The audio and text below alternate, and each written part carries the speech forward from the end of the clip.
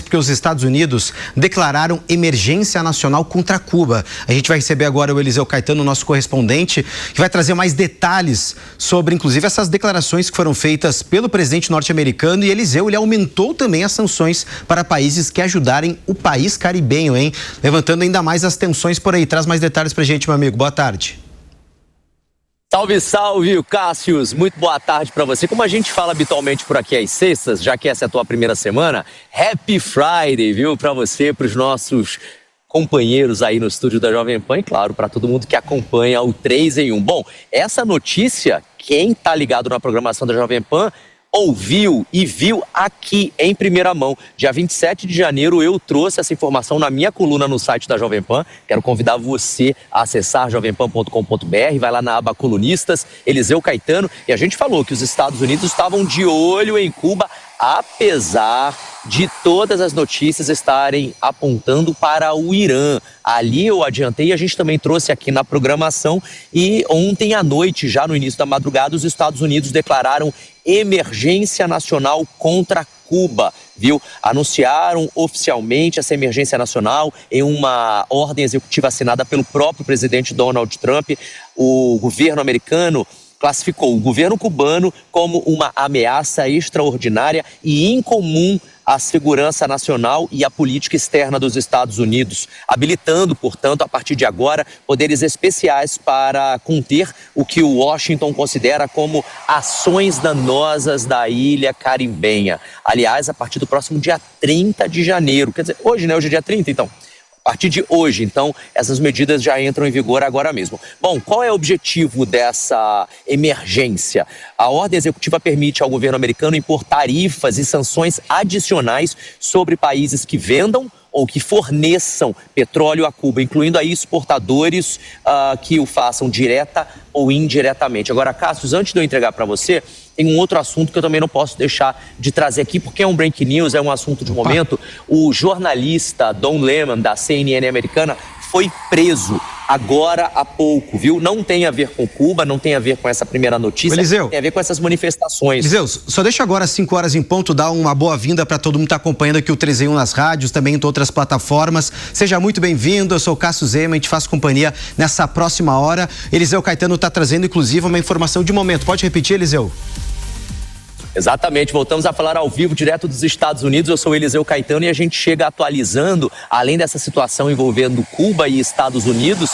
A Casa Branca decretou situação de emergência em uma ordem executiva para tentar conter o avanço dos países parceiros da ilha de Cuba e asfixiar eles. Eu estava, Cássius, atualizando também uma informação de momento, um breaking news aqui nessa tarde de sexta-feira nos Estados Unidos, porque o jornalista Don Lemon, bastante conhecido no mundo inteiro por ter sido apresentador da rede de TV CNN por muitos anos, foi detido por autoridades federais aqui em conexão com os protestos que aconteceram no último dia 18 de janeiro na cidade de St. Paul, lá em Minneapolis. Aqueles protestos que ainda seguem acontecendo por parte de moradores que não estão satisfeitos com a atuação do ICE, a Polícia de Imigração norte-americana, que segue tentando, através de muitas blitz que acontecem simultaneamente, prender imigrantes indocumentados que vivem aqui no país, sobretudo aqueles que têm registros criminais ou nos seus países de origem ou aqui nos Estados Unidos. As autoridades federais estão acusando Lemon de conspiração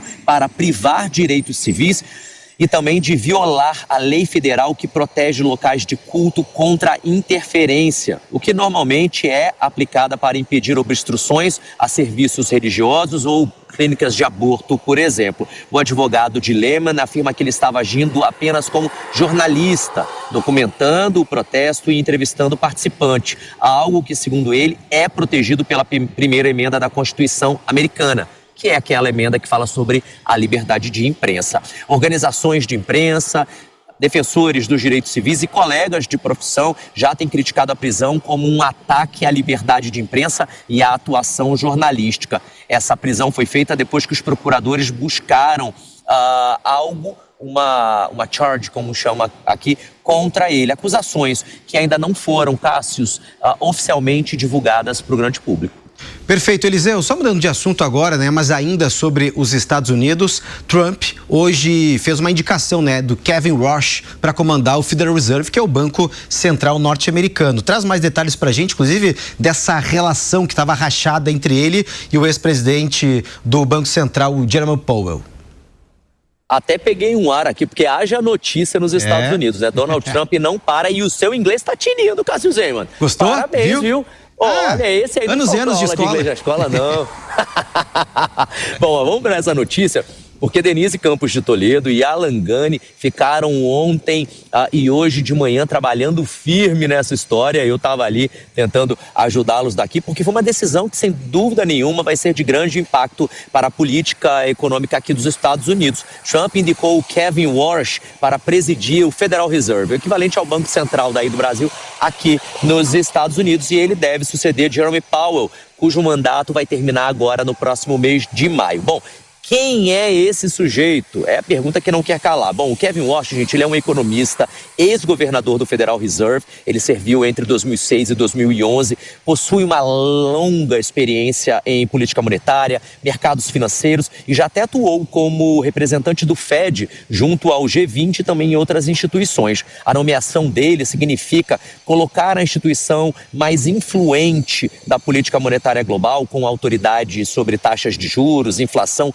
e estabilidade financeira em um outro patamar, um patamar mais próximo da Casa Branca, segundo palavras do próprio presidente Donald Trump, que está tentando reposicionar o Fed nesse momento de debate intenso no mundo inteiro, né, sobre juros e também sobre crescimento econômico. A indicação, Cássius, ainda depende da aprovação do Senado dos Estados Unidos, onde pode enfrentar uma resistência. A gente lembra que Donald Trump, ele tem maioria através do Partido Republicano, tanto na Suprema Corte quanto no Congresso e também lá no Senado. Mas pode ser que venha algum tipo de resistência de alguns parlamentares, inclusive do Comitê Bancário, que querem mais transparência sobre as questões internas do Fed. Então, a confirmação do nome de Warsh é um passo crucial para que ele possa assumir o cargo oficialmente quando o Powell sair lá em maio. Agora já há também toda uma repercussão, né? Uma repercussão política e também uma repercussão no próprio mercado financeiro. A nomeação por aqui foi bem vista por muitos analistas do mercado, que destacam a experiência de Warsh e a reputação dele, que é muito respeitada no setor. Cássius. Combinado, Eliseu. Obrigado pelas informações, trazendo todos os detalhes diretamente do Rio de Janeiro. É claro que já vai repercutir esse assunto com Alan Gani. Gani, eu quero saber qual é a expectativa, pelo menos, em torno deste novo nome que vai comandar o Banco Central norte-americano, com certeza mais alinhado às perspectivas de Donald Trump. Olha só que interessante, é uma expectativa bastante dúbia, porque ele é a favor de um corte da taxa de juros, então isso vai ao encontro do que quer Donald Trump. Mas, por outro lado, o novo presidente do Banco Central dos Estados Unidos é um grande crítico da política fiscal norte-americana, né? Do aumento da dívida pública. Mais ou menos como alguns economistas aqui no Brasil, do qual aqui eu faço parte, de que, olha, se você tiver uma política fiscal mais austera, né, cortar gastos, a taxa de juros ela pode ser reduzida. Só que isso daí bate de frente com Donald Trump, porque Donald Trump tem feito aí um governo bastante gastador, né? Tanto é que ele teve aquela Big Beautiful Bill, né? Então, de um lado, claro, isentou impostos, mas do outro também ele acabou elevando alguns gastos, cortou outros, mas enfim, no conjunto da obra houve um impacto fiscal relevante. Outro ponto, né?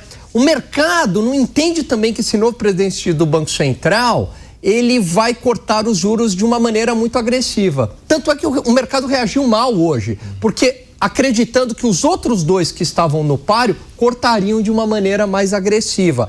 Ele é um grande crítico dessa política do Banco Central nos Estados Unidos, mas principalmente nos Estados Unidos, mas no mundo também, de expansão monetária. Sai comprando tudo quanto é ativo, vai colocando dinheiro no mercado, inunda os mercados de dinheiro, né? E aí quando você tem uma oferta monetária muito acima do que a economia consegue absorver, isso gera inflação, né? Então ele é um crítico disso também. Agora, sem sombra de dúvidas, é uma pessoa academicamente muito forte, formado em Harvard em Direito, formado em Finanças Públicas pela Stanford, tem um bom trânsito em Wall Street e também ele participou ali ativamente na crise bancária de 2008.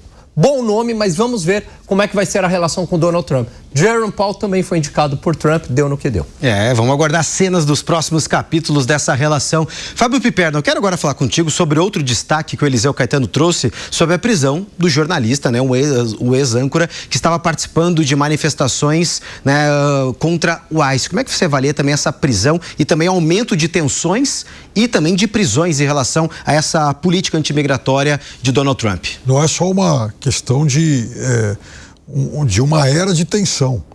Há um momento, há um ambiente de terrorismo contra vozes de oposição. Então, vejam só, olha o que está acontecendo em várias cidades do país, com envio de tropas federais, muitas vezes para se combater, para se calar manifestantes. E aí são manifestações que envolvem muitos temas, mas é claro que isso da imigração acaba ganhando destaque. Mas o Piperno, vamos só um parênteses. O Charlie Kirk, que morreu, era um ativista de direita. Sim, mas isso não tem a ver com a ação do governo. Tudo bem, tá. Mas essa ação do governo, ela também acaba gerando esse tipo de reação. É um governo que, desde o seu início, ele trabalha para diminuir, porque ele trabalha no sentido, inclusive, de diminuir uma série de liberdades individuais nas universidades, na mídia. Já teve, por exemplo, já foi público isso, pedido de demissão de âncoras de outras redes de TV. Já conseguiu isso. Porque o governo Obama também ia nessa linha também, né, de perseguição. Ia, senhor. Não, vamos comparar. Não, ia, senhor. Vamos comparar. Eu vou indicar um livro aqui para audiência. Eu vou indicar um livro para audiência que é How the Left is Killing the Free Speech in the United States. Ela documenta, essa jornalista, o que o Obama fazia com perseguição a jornalistas também. Era difícil falar. Uma coisa é difícil falar. Não vem não, que agora também. Eu sou crítico do Trump, mas nem tudo é o Trump também. Adolf Trump.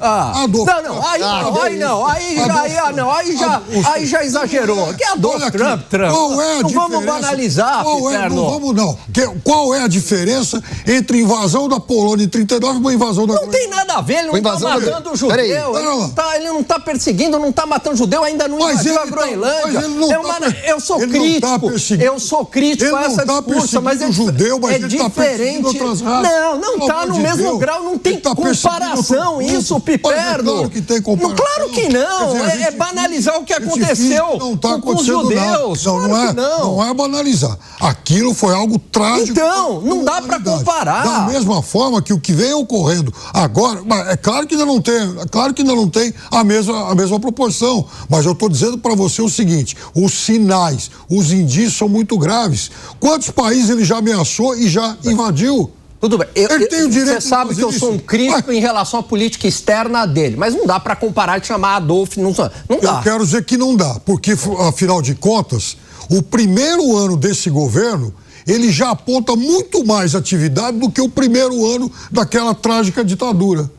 O primeiro ano desse governo, quantos países?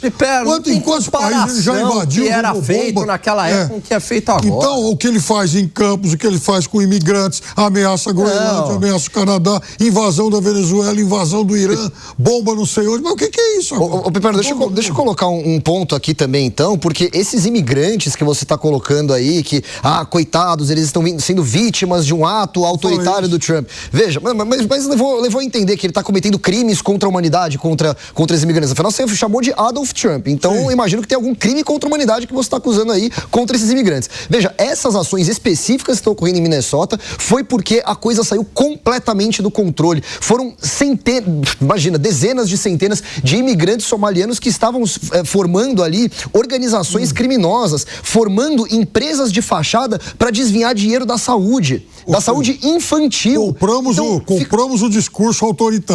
Não, mas não é discurso, isso é fato. Isso é fato, tem investigação apontando. Você tem vídeos na internet de pessoas indo até esses locais e não encontrando uma criança. Já foi para Minneapolis, Chicago, Washington. Olha o tanto de cidades onde já ocorreram esse tipo de intervenções como essa. Tem toda hora notícia. O problema da imigração ilegal nos Estados Unidos, ele é constante, ele é grave em vários lugares. Eu tô falando especificamente o que aconteceu em Minneapolis, que levou a toda essa comoção. Isso também não pode ser ignorado. É claro que a gente tem que criticar se o ICE tomou uma medida excessiva aqui e ali, mas os Estados Unidos têm o direito de controlar as próprias fronteiras, de expulsar os imigrantes ilegais. Tem o direito e tem o dever, inclusive, de cumprir a lei. O que está acontecendo, por exemplo, são ações até mesmo contra bolsistas, contra professores universitários, contra todo mundo que faça qualquer... Aliás, por exemplo, você não pode hoje participar de um movimento lá nos Estados Unidos, lá nas universidades americanas, pedindo, por exemplo, Palestina livre. Mas aí eu volto num ponto, rapidinho, desculpa, Cássio. Aí eu volto num ponto também que conservador não consegue palestrar em universidade norte-americana. Todos têm dificuldade de palestrar. Aliás, o Jordan Peterson tem uma estratégia ótima. Ele fala o seguinte: eu vou bem cedo, porque daí o pessoal de esquerda tem dificuldade de acordar cedo e não vai. É a única forma dele palestrar. Então, tudo bem que não é pessoal de Estado, mas esses movimentos organizados também não deixam conservadores palestrar. Aliás, o último que palestrou foi assassinado, Charlie Kirk. Ô, gente, vamos seguir aqui com o nosso 3 em 1. Ô, Alan Gani, até pra gente distensionar essa discussão, inclusive com muita pluralidade, com bons argumentos. Como é que é o nome do livro mesmo, que você falou de uma maneira... How the Left... Não, rapidinho. How the Left is Killing the Free Speech in the United States. Ou seja... É uma ex-jornalista da Fox. Mas peraí, mas ela traz fatos. Não é opinativo. Ela levanta um monte de fatos onde o pessoal de direita não consegue palestrar em universidade norte-americana, onde, por exemplo, o Obama, ela prova lá que tinha muita dificuldade da imprensa falar com o Obama e tudo mais. Escuta... Porque você coloca como se fosse só o Trump. Não. Uma questão é, a imprensa tem dificuldade de falar com o Obama. O Obama pode não querer falar com a imprensa. A outra coisa é você colocar as autoridades para colocar a imprensa. Vai pedir a cabeça de jornalista também, o Obama. Não, tudo bem. Eu não tô aqui, eu acho que o Trump também tem seus erros. Se comparam. Quer dizer, algum tipo de aversão que o Obama pode ter em relação a esse ou aquele personagem não se compara com esse tipo de violência do Estado contra jornalistas que estão fazendo o seu trabalho. O Piperno, inclusive o próprio ex-presidente norte-americano Barack Obama vem criticando essas ações do ICE, diz que, inclusive eu acho que eu notei que, olha só, ameaçam as liberdades fundamentais nos Estados Unidos. Você concorda isso também, ou é um momento oportuno que Obama resolveu criticar o governo Trump? Em que área não há ameaça às liberdades individuais nos Estados Unidos? Nós estamos falando não só de imigrantes, mas a gente está falando de jornalistas, de universidades e, por exemplo, o presidente do FED. Ele tentou arrancar o presidente do FED à força. Ele foi à justiça para tentar arrancar o presidente do FED. Aqui no Brasil era um escândalo quando o Lula chegava. Porque esse rapaz, Roberto Campos Neto... Imagina se o presidente Lula fosse à justiça para tentar arrancar Roberto Campos Neto à força. Inclusive chamou o Trump e o Jerome Powell de burro idiota, se eu não me engano, né? Em relação à política monetária, realmente aqui no Brasil seria um escândalo, porque o Lula criticava, tem que baixar os juros, enfim, e todo mundo briga, ou pelo menos, boa parte, do lá de Brasília briga pela autonomia do Banco Central, mas tinha aquela pressão por fora, o mercado financeiro, é claro que não gostava, mas essa relação do Trump que também com algumas autoridades, se não for do jeito que ele quer também... Não, exatamente, isso aí eu sou bem crítico, em relação ao Jerome Powell, que ele fez, inclusive usou um instrumento de Estado contra ele, ameaçou abrir uma investigação, para baixar os juros na marra ou tirá-lo do cargo, lembrando que foi o Trump que indicou o Jerome Powell. Então, da mesma forma que eu critico a pressão política aqui no Brasil contra o presidente do Banco Central, tem que manter minha coerência lá nos Estados Unidos. Aí eu tô contigo, Piper. Mas não podemos comparar as duas